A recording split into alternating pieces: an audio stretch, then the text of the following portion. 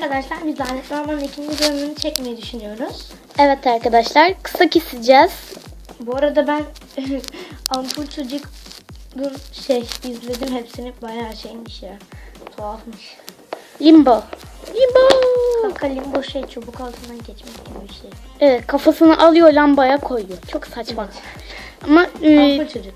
Kanka tavuk götü diye bir video var diye onu izledim. tamam, ne yapayım? Neyse biz kısa keselim. Evet, Hadi yaptım. Doğru. Ben bayağı şey unuttum. Değil mi? İnsanın çok kafası karışıyor. Evet, bir de benim Akşam uykum oldu geldi. zaten. Uyuyalım. Sen kapıyı kapar mısın? Kaparım. Sabah oldu. Aynen. Kapıyı da buraya yapmış. Ama gerçekten de neyse. Ay torta benziyor. Ay çok güzelmiş. Denesene be. Boş ver. Bugün ormana gitmeliyiz. Araba- Yani denilen ormana. Ya, yani değil ki. Evet Ama ama araba yapıp mı gitsek daha hızlı dolaşırız. şu an ormandayız. Araba yapamazsın. Neyse boş ver gidelim. Aynen, yürüyerek de gideriz. Geldik. Vallahi bugün buraya ararım, yarın buraya ararım. Tamam. Ya hiçbir şey yokmuş. Bence de. Arkamızda da bir şey yok. Aman yani yok ya. Aynen. Hiçbir şey yok. Lanetli değil ki burası.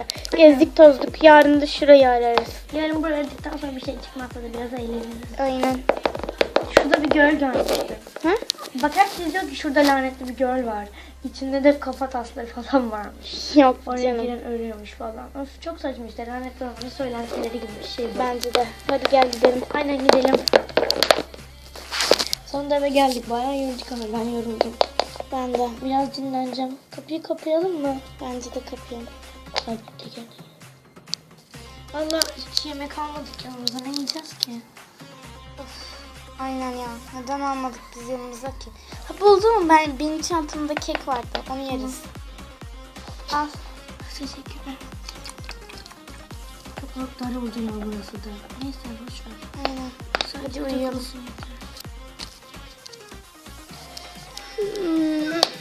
Bayağı yorulmuşuz ama.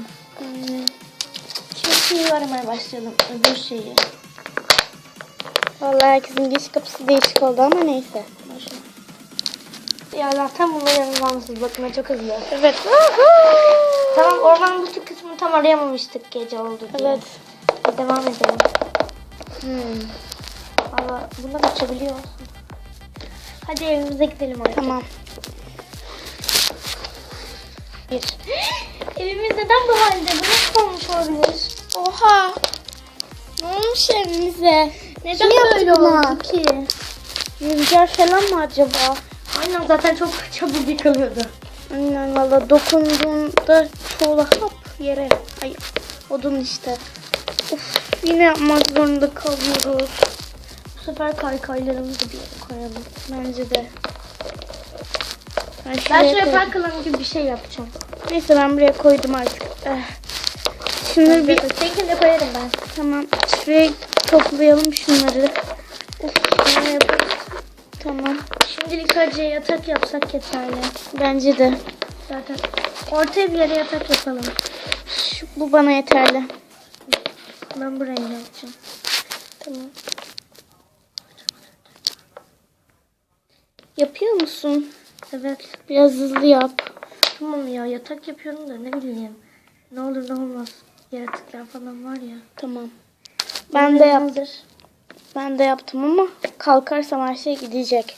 Neyse uyuyalım. Kapıyı kapayamayacağım. Boş ver. Ana. Au.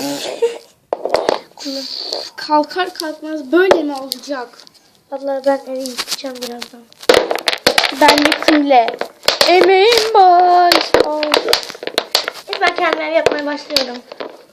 Tamam ben de ormanı arayayım bari. Tamam bir şey bulursan söyle. Tamam. Biz ev yapacağız. Of. Hı. Ben de geldim. Ay! O ne? Bu ne? Hı. Ne dedi lan bu? Bekle. Bu bir şey olmalı. Yok oldu. Kayboldu. Yok oldu. Aynen. Bence eve gidelim. Ne oluyor lan? Abi ne oluyor? Şarkı söylüyor herhalde. Bu çok saçma bir şey. Eve gidelim. Aynen. Eve geldik. Şunlar fazladan kaldı. Olsun boşver. Ay, bunlar depo olsun. Hadi. Evet kaykanları falan alır falan. Onları da kullanırız. Hepsi boşver. Bence evi 2 kat yapalım ne olur ne olmaz. Bence de. Hadi. Hı? Orada bir şey mi vardı? Ya sanmıyorum ne olabilir ki? Bence de. Kuş kalmıştır falan. Bence de. Tam yetti. Şunlar da kaykaylarımız ya. Aynen. Evi 2 kat yapmak bence çok iyi bir fikir. Bence de. Neyse. Daha güvenli en azından.